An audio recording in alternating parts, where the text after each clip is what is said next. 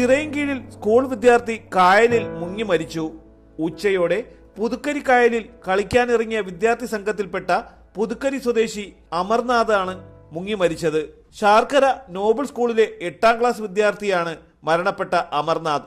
നാട്ടുകാർ വിവരം അറിയിച്ചതിനെ തുടർന്ന് ഫയർഫോഴ്സും സ്കൂബ ടീമും സംയുക്തമായി നടത്തിയ തെരച്ചിലിലാണ് മൃതദേഹം കണ്ടെത്തിയത്. മൃതദേഹം ചിറയൻകീഴ് താലൂക്ക് ആശുപത്രിയിലേക്ക് മാറ്റി. തലസ്ഥാന വാർത്തകൾ, Chirayinkeezhu.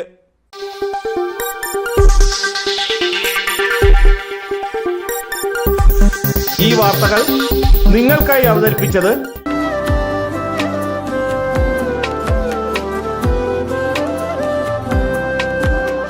Arabian fashion jewellery, Alangode, Pothencode, Attingal. അതിരുകളില്ലാത്ത ആത്മബന്ധം.